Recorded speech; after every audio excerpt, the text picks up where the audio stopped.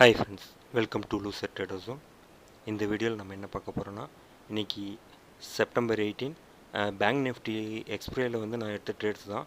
இன்றைக்கி பேங்க் நிஃப்டியில் வந்து சர்டன் பிளேஸில் வந்து ரிவர்சல் ஆகும் அப்படின்னு எதிர்பார்த்தேன். ஏன்னா வந்து 2-3 நாளாக வந்து மார்க்கெட் மேலே போகுது.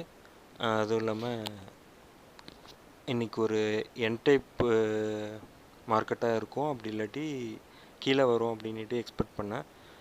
பட் மார்க்கெட் அப்படியே என்னோடய ஆப்போசிட் சைடில் போயிடுச்சு. அதுவும் இன்றைக்கி வந்து கேபிட்டல் வேறு அதிகமாக யூஸ் பண்ணிகிட்டு இருந்தேன். கிட்டத்தட்ட வந்து ஒரு 25,000 பக்கத்தில் யூஸ் பண்ண ஆரம்பித்தேன். காலையில் ஒரு 10 o'clock அரௌண்ட்லேருந்து ட்ரேட் எடுக்க ஆரம்பித்தேன். 52,300, 52,400, 52,500, 52,600 எல்லாமே வந்து அட் த மணியில் வரும்போது நான் வந்து ட்ரேட்ஸ் எடுக்க ஆரம்பித்தேன். ஸோ அரௌண்ட் ஒரு 11 o'clock அப்போ வந்து என்னோடய ட்ரேட்ஸ் ஆல்மோஸ்ட் வந்து ஒரு 11,000 ரூபா மைனஸில் போயிடுச்சு. கரெக்டாக அந்த இடத்துல வந்து என்னோடய செகண்டு ரிவர்சல் பாயிண்ட் இருந்துச்சு. ஆக்சுவலி ஃபஸ்ட்டு ரிவர்சல் பாயிண்ட்டை தாண்டிடுச்சு. அந்த இடத்துலேயே நான் வந்து ஸ்டாப் லாஸ் போட்டு வெளில வந்திருக்கணும், பட்டு வெளியே வரல. ஸோ ஒரு கான்ஃபிடென்ட்டில் இருந்தால் செகண்ட் ரிவர்சல் பாயிண்ட் வரையும் பார்க்கலாம் அப்படின்னு சொல்லிட்டு அந்த இடத்துல மார்க்கெட் லைட்டாக திரும்பிட்டு திரும்பவும் வந்து மேலே போயிடுச்சு. அது மார்க்கெட் திரும்பும்போது தான் வந்து இப்போ கரண்ட்டாக ஓடிட்டுருக்கு பார்த்தீங்களா. ஆல்மோஸ்ட் ஒரு 11,000 நெகட்டிவில் வந்தது. 1000 சில்லற வரையும் வந்து ரெக்கவரி ஆச்சு. திரும்பவும் வந்து அதுலேருந்து ஜூட்டுட்டது ஒரு அரௌண்ட் ஒரு 16,000 வரையுமே வந்துடுச்சு. ஸோ நான் என்ன பண்ணேன், மார்க்கெட்டில் ஓகே நம்மளோட செகண்டு பாயிண்ட்டும் வந்து தாண்டிடுச்சுன்றதால இதுக்கு மேலே வெயிட் பண்ண வேணாம். ஏன்னா அப்புறம் ஃப்யூச்சரில் நம்மளுக்கு வந்து ட்ரேட் பண்ணுறதுக்கு காசே இருக்காது. ஸோ அதனால் நான் என்ன பண்ணேன், ஸோ கொஞ்சம் ஹோல்ட் பண்ணேன். ஏன்னா வந்து நிஃப்டி சுத்தமாக சப்போர்ட் பண்ணல இன்றைக்கி. மேலே போகிறதுக்கு அப் ட்ரெண்டுக்கு நிஃப்டி சுத்தமாக சப்போர்ட் பண்ணல. ஸோ பேங்க் நிஃப்டி சர்டன் பாயிண்டில் வந்து கண்டிப்பாக திரும்பியே ஆகணும். ஏன்னா நிஃப்டி ஓரளவுக்கு மேலே போயிருந்தால் நம்ம வந்து நினைக்கலாம், ஓகே எல்லாமே ஒரே பக்கம் சப்போர்ட்டாக இருக்குது அப்படின்னு சொல்லிட்டு. பட் வந்து நிஃப்டி வந்து சப்போர்ட்டே பண்ணல. அதனால் நான் என்ன நினச்சேன், எப்படினாலும் திரும்பவும் அப்படின்ட்டு தான் நினச்சிட்டு இருந்தேன். இதே மாதிரி சுச்சுவேஷன் கிட்டத்தட்ட ஒரு 1 இயர்க்கு முன்னால், நான் அப்போ தான் மார்க்கெட்டில் ட்ரேட் பண்ணுறதுக்கு ஸ்டார்ட் பண்ண புதுசு, ஒரு 2 இயர்ஸ் முன்னால். கரெக்டாக அந்த டைமில் வந்து ஹெச்டிஎஃப்சி மெர்ஜிங் வந்து ஒன்று வந்தது. அந்த மெர்ஜிங் அப்போ வந்து மார்க்கெட் நல்லா பூமை மேலே போச்சு. அந்த நாள் வந்து நான் இதே மாதிரி மார்க்கெட் வந்து திரும்பும்னுட்டு நினச்சிக்கிட்டு ட்ரேடை வந்து பிஇ சைடில் எடுத்து ஹோல்ட் பண்ணி கிட்டத்தட்ட ஒரே நாளில் 60,000 வரையும் லாஸ் பண்ணேன். அதுதான் என்னோடய பெரிய லாஸு. அதுக்கப்புறமா தான் வந்து மார்க்கெட்டுனா என்னன்றதை இன்னும் கொஞ்சம் நல்லா அனலைஸ் பண்ணேன்.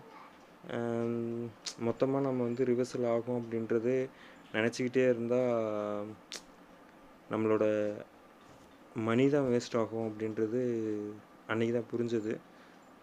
ஸோ அதனால் வந்து நம்மளோட ரெசிஸ்டன்ஸும் சப்போர்ட்டும் எங்கெங்கே இருக்குது அப்படின்றத நம்ம தெளிவாக பார்க்கணும்.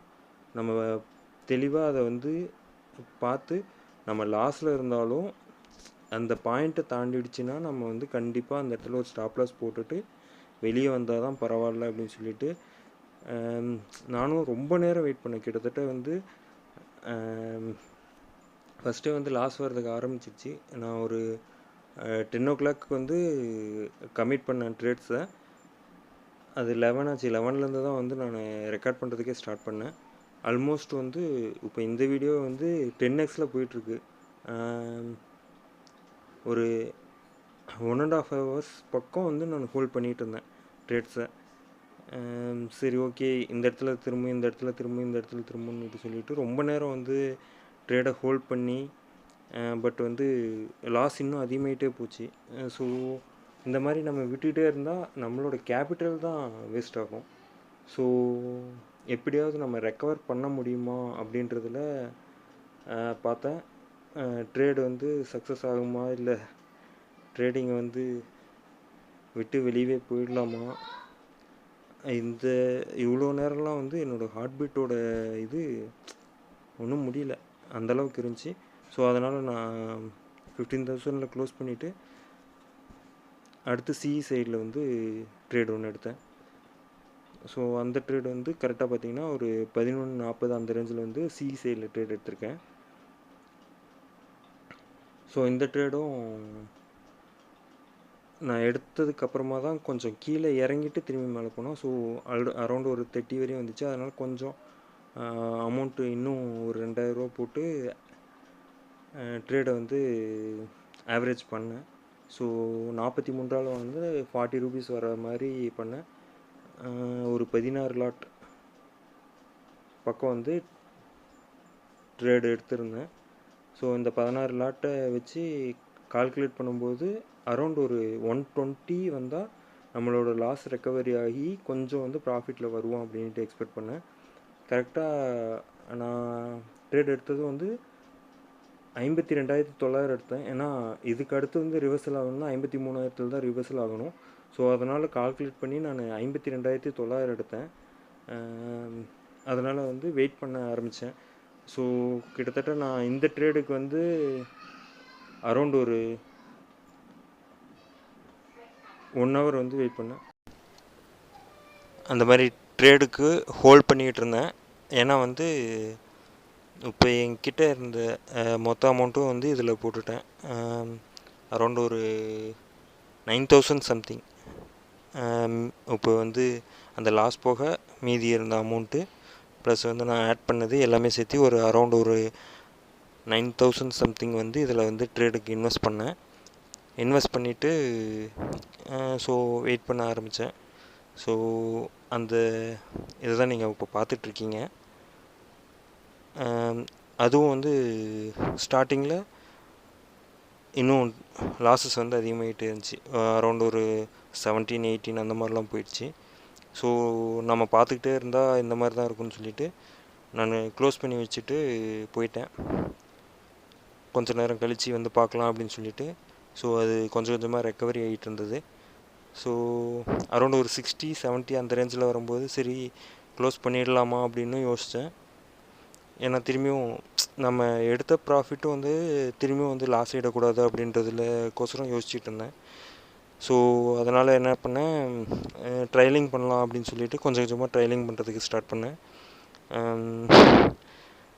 அதாவது இந்த டைமில் நான் என்னோடய ஹார்ட் பீட் வந்து சொல்லவே முடியல, அந்தளவுக்கு வந்து பக்குன்னு அடிச்சிட்டு இருந்துச்சு. ஏன்னா இப்போ பாருங்கள் மேலே போகுதா 60 வரையும் போயிட்டு வந்து திரும்பி வந்து 50, 52 வந்துடுச்சு. ஸோ என்னடா இது, சரி வந்த ப்ராஃபிட்டும் போயிடுமா, ரெக்கவர் பண்ண முடியுமா, திரும்பி நாளைக்கு ட்ரேட் பண்ண முடியுமா அப்படின்ற ரேஞ்செல்லாம் ஆகிடுச்சு. ஏன்னா வந்து இப்போ தான் 2-3 மந்த்ஸ் வந்து ரெஸ்ட் விட்டு அமௌண்ட்லாம் கொஞ்சம் கொஞ்சமாக வந்து ரெடி பண்ணி திரும்பி ஸ்டார்ட் பண்ணியிருக்கோம். ஸோ திரும்பவும் வந்து நம்ம பண்ண முடியுமா முடியாதா அப்படின்றதில் பயந்துக்கிட்டே இருந்தேன். ஸோ கொஞ்சம் கொஞ்சமாக ரெக்கவரி ஆகிட்டே இருந்தது. மேலே வருது திரும்பி கீழே போகுது. 40 அதாவது ஆவரேஜில் வந்து 40 இருந்தது, 60, 70 போகுது, திரும்பி வந்து கீழே 50 வருது. இதே மாதிரி போய்ட்டு இருந்துச்சு. ஸோ க்ளோஸ் பண்ணிடலாம் அப்படின்ற முடிவில் வந்துட்டேன். ஏன்னா அரௌண்ட் ஒரு 70 வரும்போது சரி ஆஃப் த அமௌண்ட் வந்து ரெக்கவர் ஆகிடுச்சு. ஸோ ஃபர்தராக வந்து ஃப்யூச்சரில் வந்து நம்ம ட்ரேட் பண்ணிக்கலாம் இன்றைக்கே போட்டு. அப்புறம் வந்து எடுத்த ப்ராஃபிட்டும் கண்ணில் பார்த்த ப்ராஃபிட்டும் வந்து போயிடக்கூடாதுன்றதுல ஒரு கான்ஃபிடெண்ட்டாக இருந்தேன். அதனால் நான் என்ன பண்ணேன்னா ட்ரையலிங் பண்ணுறதுக்கு ஆரம்பித்தேன். அதனால் வந்து கொஞ்சம் கொஞ்சமாக வந்து வேல்யூ இன்க்ரீஸ் ஆக 75, 95 அதுக்கப்புறமா வந்து 115 வச்சுருந்தேன். 115 வந்து அச்சீவ் பண்ணிடுச்சு. ஸோ அதனால் இன்றைக்கி என்னோடய லாஸை வந்து ரெக்கவர் பண்ணி அரௌண்ட் ஒரு 2,500 சம்திங் வந்து எனக்கு ப்ராஃபிட் வர மாதிரி முடிஞ்சிடுச்சு. எல்லா நாளும் இதேமாரி ஆகும்னு சொல்ல முடியாது. பட் இன்றைக்கி சிங்கிள் சைடு அதுவும் இல்லாமல் 53,000 டேர்ன் ஆகும்னு நினச்சேன். பட் ஆனால் வந்து இன்றைக்கி டேர்ன் ஆனது பார்த்திங்கன்னா 52,950 கரெக்டாக ரிட்டர்ன் ஆயிடுச்சு. இந்த ஸ்ட்ரைக் ப்ரைஸோட ஹையஸ்ட்டும் 120 வந்துச்சு.